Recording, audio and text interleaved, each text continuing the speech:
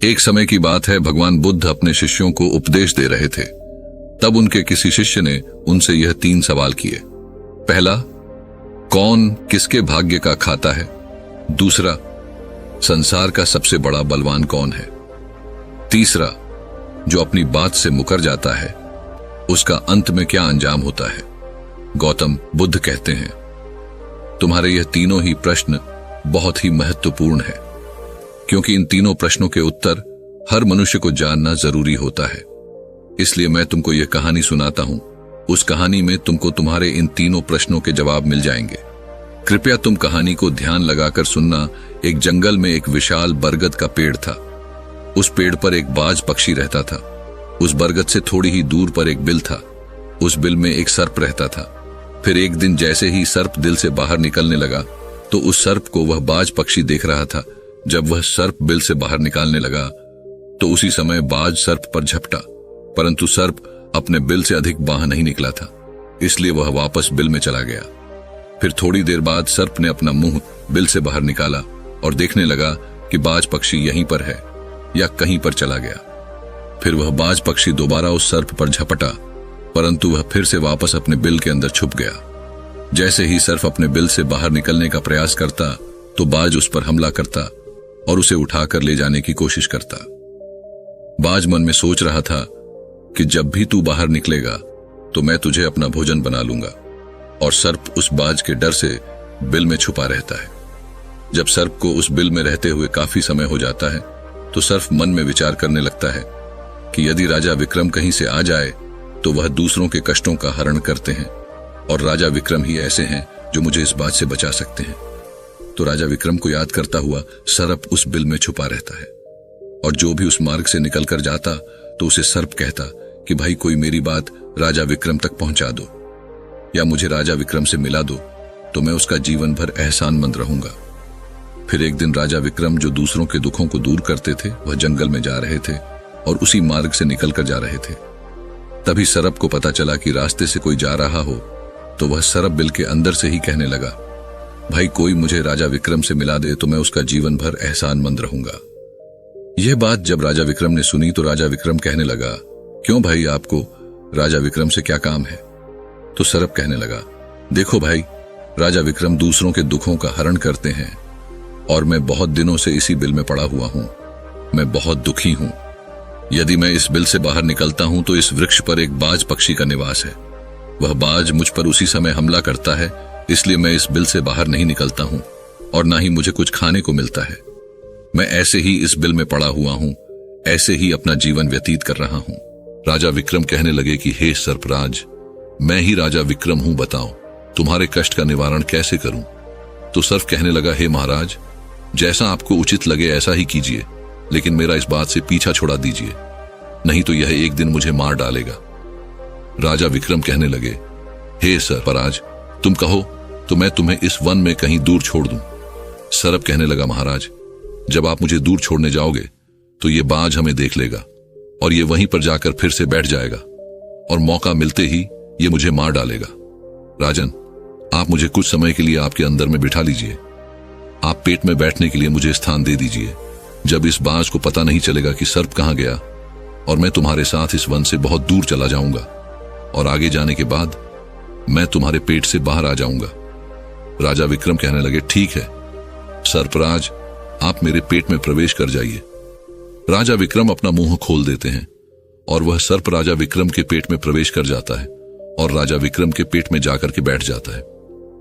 जब राजा विक्रम वन में आगे गए और आगे काफी दूर पहुंचने के बाद उस सर्प से कहने लगे कि हे नागराज, अब आप मेरे पेट से बाहर आ जाइए।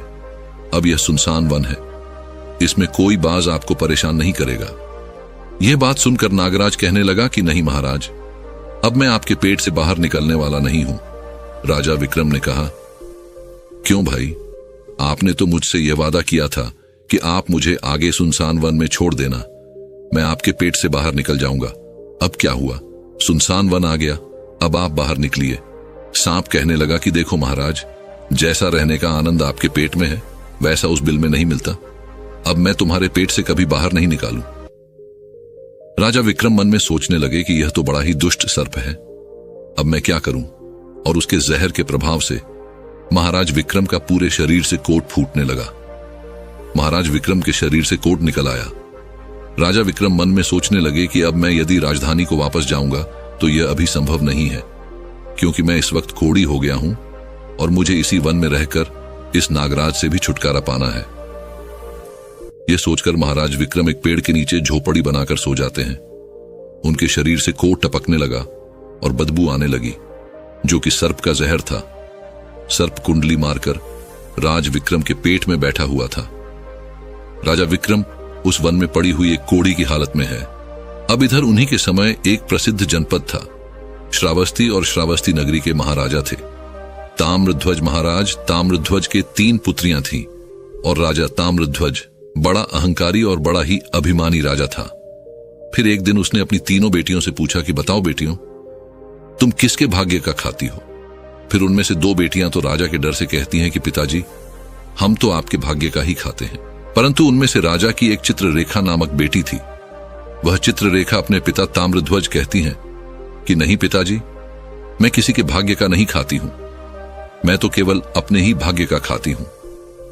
उस बेटी की बात सुनकर राजा को बहुत क्रोध आया और राजा ने उसी समय नाई और ब्राह्मण को बुलाया और नाई और ब्राह्मण से कहने लगा कि री, इन दोनों बेटियों का रिश्ता तो आप किसी राजा के यहां करके आइए, और जो यह बड़ी वाली बेटी है इसका रिश्ता किसी कूड़ी कलंक की या जिसके हाथ पैर नहीं हो उसके साथ करके आइए।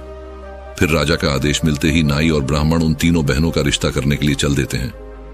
उन्होंने राजा की दोनों छोटी बेटियों का रिश्ता तो राजवंशों में कर दिया, परंतु तीसरी बेटी के लिए वर ढूंढते ढूंढते हुए उसी वंश से निकाल कर जा रहे थे जिस वन में राजा विक्रम अपनी झोपड़ी में कोढ़ी के रूप में पड़े हुए थे। उनके शरीर से कोढ़ बह रहा था। तो राजा विक्रम को देखकर नाई और ब्राह्मण आपस में कहने लगे कि इससे अच्छा तो कोई व्यक्ति हमें नहीं मिलेगा, इसलिए इसके साथ ही राजा की लड़की का संबंध करके चलते हैं। फिर राजा विक्रम के साथ नाई और ब्राह्मण ने राजा ताम्रध्वज की लड़की चित्ररेखा का विवाह तय कर दिया, और राजा ने भी बहुत जल्दी ही चित्रलेखा को उस वन में ले जाकर कि वहीं उस खड़ी राजा विक्रम के साथ उसका विवाह संपन्न कर दिया। राजा विक्रम जैसे महापराक्रमी राजा समय की चपेट में आ गए और एक कूड़ी का जीवन गुजार कर रहे थे। वह लड़की बड़ी पतिव्रता थी। वह अपने पति राजा विक्रम की सेवा करती थी, और वह दोनों छोटी बहनें जो थीं, वह बड़े बड़े राजाओं के घर में गई तो वह तो आराम की जिंदगी जी रही थी, लेकिन चित्रलेखा राजा विक्रम के साथ दुखी जीवन काट रही थी। कहते हैं जो अपने नियम और सिद्धांतों पर रहता है और जो धर्म का पालन करता है, ईश्वर हमेशा उसे सुखी रखना ही पसंद करता है। भगवान उसे हमेशा आनंद प्रदान करता है। इसलिए जब उस झोपड़ी में रहते रहते चित्ररेखा को राजा विक्रम के साथ बहुत दिन बीत जाते हैं, तो उस झोपड़ी के पास एक पीपल का वृक्ष था और उस वृक्ष के नीचे एक दूसरा सर्प का बिल था। तो एक दिन विक्रम सो रहे थे और रात्रि का समय था और चित्रलेखा महाराज विक्रम की सेवा कर रही थी। उसी समय उस बिल से एक सर्प बाहर निकलता है और बाहर निकलकर जो राजा विक्रम के पेट में सर्प था, उस सर्प से कहने लगता है, अरे दुष्ट, अपने वचन से मुकर गया। तूने तो महाराज विक्रम से कहा था कि मैं दूर वन में जाकर तुम्हारे पीठ से बाहर निकल जाऊंगा, और तो ऐसे परोपकारी राजा के पीठ में जाकर के बैठ गया। तुम्हारे जहर के कारण राजा के पूरे शरीर से कोढ़ निकाल आया। अरे तुझे शर्म नहीं आई कि तूने कितना गलत काम किया है? क्योंकि इतने समय में राजा विक्रम न जाने कितने ही जीवों का दुख दूर करते हुए सर्प आगे कहता है, यदि कोई सुन रहा हो तो मैं तेरे मरने का उपाय बताता हूं। यदि कोई गंगा जल लाकर के इस राजा को पिला दे तो तेरे उसी समय 100 टुकड़े हो जाएंगे और मल के रास्ते से बाहर निकल जाएगा। अब राजा के पेट के अंदर बैठा हुआ जो सर्प था, वह दूसरे सर्प से कहने लगा कि तेरे जैसा भी मैंने कभी नहीं देखा। धन के खजाने पर कुंडली मारकर बैठा है। यदि यह धन मानव समुदाय के कल्याण के लिए लगाया जाता तो इससे न जाने कितने मानवों का भला होता। मैं भी तेरे मरने का उपाय बताता हूं। यदि कोई सुन रहा हो तो कोई पीपा तेल गर्म करके तेरे बिल में डाल दे तो उसी समय तो नष्ट हो जाएगा, और इस बिल वाले स्थान की खुदाई करेगा तो यहां पर अपार धन संपत्ति निकलेगी। उस बात को चित्रलेखा बड़े ध्यान से सुन रही थी। चित्रलेखा ने मन में विचार आया, यह राजा विक्रम है और इनके पेट में एक सर्प बैठा हुआ है, इस कारण महाराज के शरीर से कोढ़ निकाल रहा है। तो वह बेचारी चित्ररेखा एक आशी के आश्रम पर पहुंचती है और उन आशी से अनुरोध करती है कि महात्मा, मुझे 1 गिलास गंगा जल की आवश्यकता है। आशी ने कहा, बे, तुम कौन हो और गंगा जल का क्या करेगी? तो वह चित्ररेखा कहने लगी, हे मुनिवर, मैं राजा ताम्रध्वज की बेटी चित्ररेखा हूं और मेरे पति के लिए मुझे दवा के रूप में गंगा जल चाहिए। उस आरशी ने उसे एक गिलास गंगा जल दे दिया। अब चित्ररेखा गंगा जल लेकर जल्दी ही महाराज विक्रम के पास पहुंच गई और पहुंचकर महाराज विक्रम से कहने लगे कि महाराज, यह दवाई है, आपके कोण को सही करने के लिए आप इसे ग्रहण कीजिए। राजा विक्रम उस गंगा जल को पी गए और जैसे ही राजा विक्रम ने उस गंगा जल का पान किया तो उस सर्प के उसी समय 100 टुकड़े हो गए। जो पेट में था वह सर्प नष्ट हो गया। वह धीरे धीरे राजा के शरीर से मल के रास्ते से बाहर निकल आया। अब तो राजा का कोढ़ धीरे धीरे सही होने लगा और कुछ ही दिनों में राजा का कोढ़ बिल्कुल सही हो गया। राजा का पूरा उपचार हो गया। राजा पहले की तरह स्वस्थ हो गए। अब राजा विक्रम से चित्ररेखा कहने लगी, हे महाराज, मैं एक स्त्री हूं, इस शहर में नहीं जा सकती हूं। आप शहर में जाइए और एक पीपा तेल का लेकर आ जाएं। राजा विक्रम कहने लगे कि चित्ररेखा, उस तेल का तुम क्या करोगी? चित्ररेखा ने कहा, महाराज, आप पहले तेल का पीपा लेकर आइए, फिर मैं आपको बताऊंगी। फिर चित्ररेखा की बात सुनकर राजा विक्रम बाजार में जाते हैं और वहां से एक पीपा तेल का लेकर आते हैं। फिर चित्ररेखा वहां आग जलाती है और उस आग पर उस तेल को गर्म करती है और गर्म करके उस सर्प के बिल में खाली कर देती है। जैसे ही उस बिल में वह गर्म तेल डाला गया तो सर्प की मृत्यु हो गई। राजा विक्रम से चित्ररेखा कहने लगी कि महाराज, स्थान को खोद दीजिए। फिर राजा विक्रम ने जब उस स्थान की खुदाई की तो वहां से अपार धन संपत्ति निकाली। चित्ररेखा कहने लगी, महाराज, देखिए, मैं जानती हूं कि आप जय नरेश राजा विक्रम हैं, परंतु मेरे पिता ने मेरा अपमान किया है और मुझे एक कोढ़ाई को दिया था, परंतु मैं मेरे भाग्य का खाती हूं, इसलिए इसी स्थान पर मेरे पिता का जो महल है उससे अच्छा महल बनना चाहिए। राजा विक्रम कहने लगी, चित्ररेखा, तुम कैसी बातें कर रही हो? हम नरेश हैं, भला यहां पर महल क्यों बनाएंगे? आप उज्जैन नगरी को चलिए। परंतु राजा विक्रम के कहने पर भी चित्ररेखा नहीं मानी। फिर राजा विक्रम ने उस वन में एक शानदार महल का निर्माण करवाया। इस संसार में सबसे बलवान समय होता है और कोई बलवान नहीं होता है। जिसका समय अच्छा होता है वह आगे बढ़ता रहता है और जिसका समय खराब हो जाता है, जिसका समय विपरीत होता है, वह पतन की ओर अग्रसर हो जाता है।